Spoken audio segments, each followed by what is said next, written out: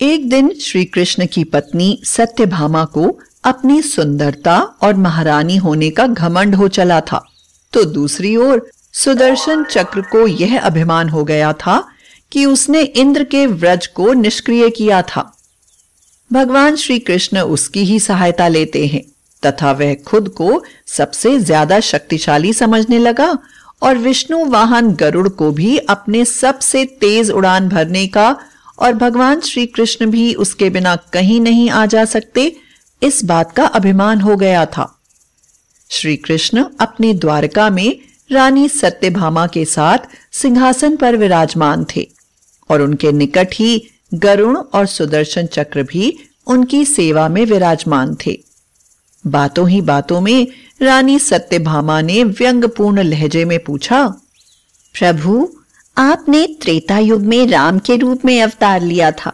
सीता आपकी पत्नी थी, क्या वे मुझसे भी ज्यादा सुंदर थीं? भगवान सत्यभामा की बातों का जवाब देते उससे पहले ही गरुड़ ने कहा, भगवान, क्या दुनिया में मुझसे भी ज्यादा तेज गति से कोई उड़ सकता है? तभी सुदर्शन से भी रहा नहीं गया और वह भी बोल उठा, भगवान, मैंने बड़े बड़े युद्धों में आपको विजयश्री दिलवाई है, क्या संसार में मुझसे भी शक्तिशाली कोई है? भगवान मंद मंद मुस्कुरा रहे थे।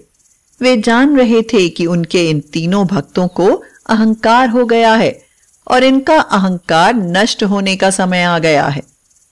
ऐसा सोचकर उन्होंने गरुड़ से कहा, हे गरुड़, तुम हनुमान के पास जाओ और कहना कि भगवान राम माता सीता के साथ उनकी प्रतीक्षा कर रहे हैं। गरुड़ भगवान की आज्ञा लेकर हनुमान को लाने चले गए। इधर श्री कृष्ण ने सत्यभामा से कहा, देवी, आप सीता के रूप में तैयार हो जाएं।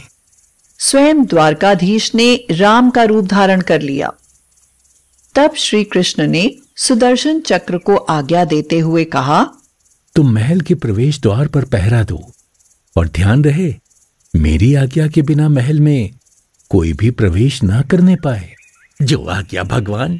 और भगवान की आज्ञा पाकर चक्र महल के प्रवेश द्वार पर तैनात हो गया।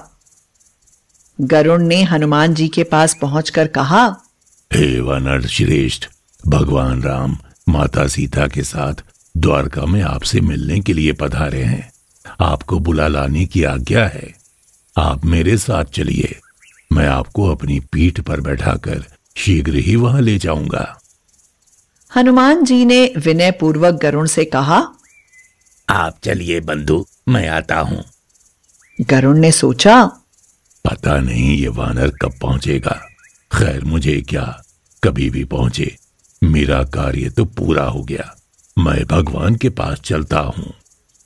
यह सोचकर गरुड़ शीघ्रता से द्वारका की ओर उड़ चले।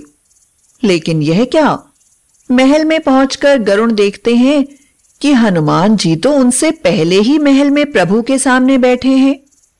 गरुड़ का सिर लज्जा से झुक गया। तभी श्री राम के रूप में श्री कृष्ण ने हनुमान से कहा, हे पवन पुत्र, तुम बिना आज्ञा के महल में कैसे प्रवेश कर गए? क्या तुम्हें किसी ने प्रवेश द्वार पर रोका नहीं? हनुमान जी ने हाथ जोड़ते हुए सिर झुकाकर अपने मुंह से सुदर्शन चक्र को निकालकर प्रभु के सामने रख दिया। हनुमान ने कहा, हे प्रभु, आपसे मिलने से मुझे क्या कोई रोक सकता है? इस चक्र ने रोकने का तनिक प्रयास किया था, इसलिए इसे मुंह में रखकर मैं आपसे मिलने आ गया। मुझे क्षमा करें। भगवान मंद मंद मुस्कुराने लगे। अंत में हनुमान जी ने हाथ जोड़ते हुए श्री राम से प्रश्न किया, अब रानी सत्यभामा का अहंकार भंग होने की बारी थी। हे प्रभु, मैं आपको तो पहचानता हूं। आप ही श्री कृष्ण के रूप में मेरे राम हैं, लेकिन आज आपने माता सीता के स्थान पर किस दासी को इतना सम्मान दे दिया कि वो आपके साथ सिंहासन पर विराजमान है? रानी सत्यभामा, सुदर्शन चक्र व गरुड़ तीनों का गर्व चूर चूर हो गया था। तीनों की आंखों से आंसू बहने लगे और वे भगवान के चरणों में झुक गए। भगवान ने अपने भक्तों के अहंकार को अपने भक्त हनुमान द्वारा ही दूर किया। अद्भुत लीला है प्रभु की।